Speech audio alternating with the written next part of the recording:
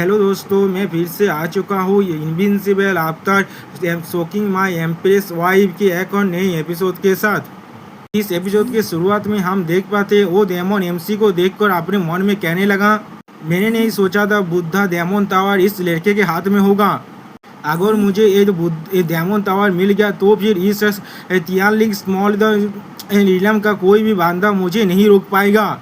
और फिर अगले सीन में वो डेमन एमसी को अटैक करते हुए कहने लगा, इंसानी कीड़े, क्या तुम अभी भी डेमन तेजार को कंट्रोल करने का सपने देख रहे हो?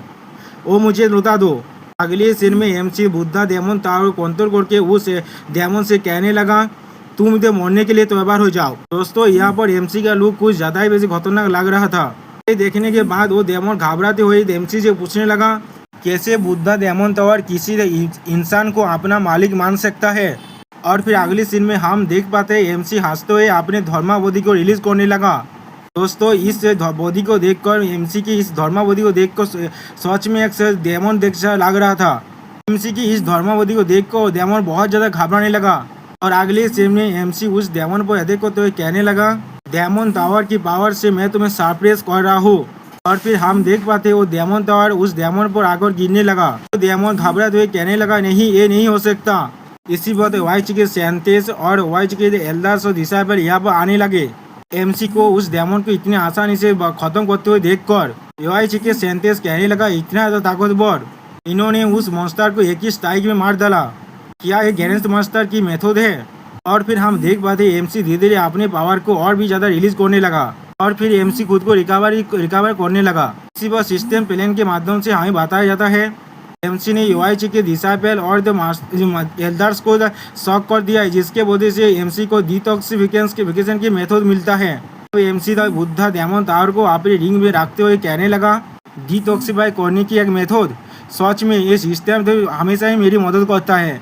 और फिर एमसी डेमोनिक एम्प्रेस से पूछने लगा, वाइफ द क्वीन मदर कैसे हैं अभी? डेमोनिक एम्प्रेस ने उसका रिप्लाई में कहा, उनका हालत अभी अच्छे नहीं है और मेरा स्पिरिचुअल पावर उनके अंदर के सारे ब्लैक फ्लेम्स को पूरी एलिमिनेट नहीं कर पा रहा है। फिर एमसी ने कहा उन्हें उनके रूम में ले जाने के लिए, और फिर मैं बाकी सारे काम करूँगा। और वाईची फाइट की वजह से जो डैमेज हुआ है उसको एमसी सिर्फ इतना कह ही पाया था। उसी वक्त एआईची की सेंटेंस आकर के एमसी से कहने लगा, गेंद मास्टर, आपको इसके लिए परेशान होने की कोई जरूरत नहीं है, ये आप हम पर छोड़ दीजिए। इनके रिप्लाई में एमसी ने कहा, अगर तुम लोग को कोई भी परेशानी हो तो मुझे पूछने के लिए आ जाना। और फिर अगले सीन में हमें दिखाया जाता है वाईची मदर की रेस्ट रूम को, जहाँ वो वाईची मदर सोई हुए हैं और उनके बॉडी के अंदर से ब्लैक फ्लेम निकल रहा है। और एमसी और डेमोनिक एम्प्रेस भी वहाँ बड़ी है। डेमोनिक एम्प्रेस कहने लगा, जैसा उस डेमन ने कहा था, वाईची मदर की बॉडी अंदर से जल रहा है और जब तक वो मर नहीं एसेस नहीं बन जाता तब तो जलता ही रहेगा। सुनने के बाद एमसी पूछने लगा, क्या ऐसा हो सकता है? एक नाइन टेबल एम्पायर भी इस डेमोनिक फ्लेम को विस्तार नहीं कर सकता?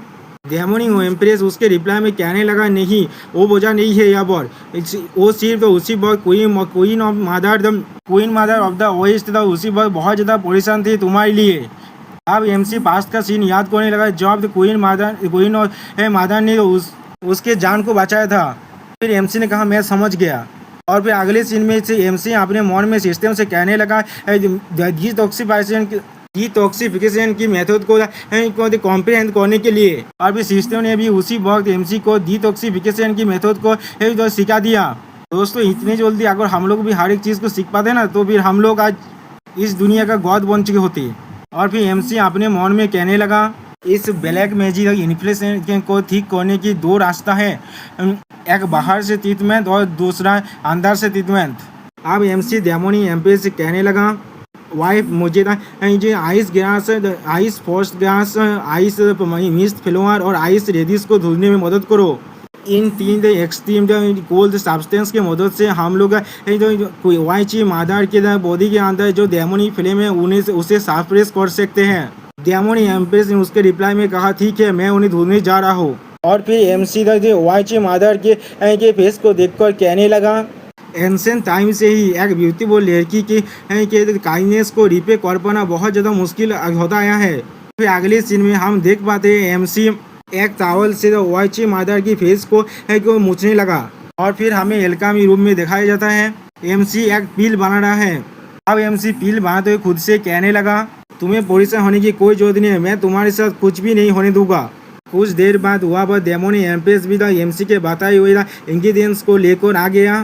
फिर एमसी से कहने लगा, तुमने जो हार्ब को मंगाया था वो ये रहा, अच्छी बात है, ये हार्ब गोली ये कोई भी रेयर विचो हार्ब नहीं है और इन्हें तो अच्छी मेडिसिनल फील्ड में ही पाया गया है। एमसी डेमोनी एम्प्रेस से कहने लगा, तुम्हें परेशान करने के लिए सॉरी मेरे भाई। उसका रिप्लाई में डेमोनी एम्प्रेस फिर से कहने लगा, तुम पहले उसका ध्यान रखो और मैं तो उस वक्त उन इविल स्पिरिट के साथ डील करता हूँ जो लोग वाइची होली लैंड में छोड़िए गए। एमसी ने डेमोनिक एम्प्रेस को सम्मति जानाकर वहाँ से जाने के लिए कहा। फिर हम देख पाते हैं एमसी उन तीनों इंग्रेडिएंट्स को मिसाने के बाद एक पील बनाने में कामयाब हो जाता है और फिर अगले सीन में एमसी वो पील वाइची मादार को खिला दिया, जिसके वजह से वाइची मादार की शरीर में तो फिर से एक नई जान आ जाता है। ये देखने के बाद एमसी खुद से कहने लगा, ये काम कर रहा है, अब जो एक्सटर्नल डिस्प्लिंग मेथड की बारी है।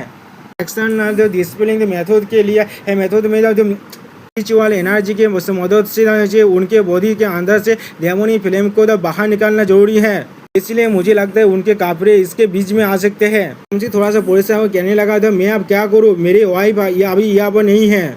सिस्टम भी एमसी का मजाक उड़ाते हुए कहने लगा, एमसी अगर आपने तो और ज़्यादा जब लेट किया तो फिर आपके इंग्रेडिएंट्स बेकार हो जाएंगे और ऐसे भी आप उसको बचा रहे हैं, इसीलिए आपको इतना ज़्यादा सोचना नहीं चाहिए। अब एमसी सिस्टम से कहने लगा, तो कोई बकवास मत करो, लेकिन तुम्हारे पास एक पॉइंट है, जिंदगी बचाना ज़्यादा इम्पोर्टेंट है।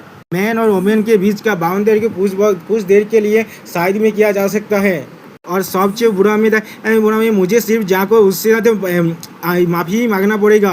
अब एमसी अपने हाथ में अपने उड़ा को रिलीज करते हुए वाइची मादार से कहने लगा, मुझे माफ़ कर देना इस ऑफेंस के लिए वाइची मादार। और फिर अगले सीन में हम देख पाते हैं एमसी अपने पावर की मदद से वाइची मादार की शरीर के अंदर से डेमोनी फ्लेम को बाहर निकलने लगा और इसके वजह से वाइची मादार की कपड़े भी फाटने लगे। और ये देखने के बाद एमसी की हालत भी बुरा होने लगा। अब एमसी कहने लगा, तो मुझे लगता है कोई सेंट भी इसे रेजिस्ट नहीं कर पाएगा। और फिर हमें दिखाए थे वाइची मादार की नेकेड बॉडी को। और दोस्तों यहाँ पर इस वीडियो का दी एंड होता है। प्लीज़ सब्सक्राइब माई चैनल और like and share this video.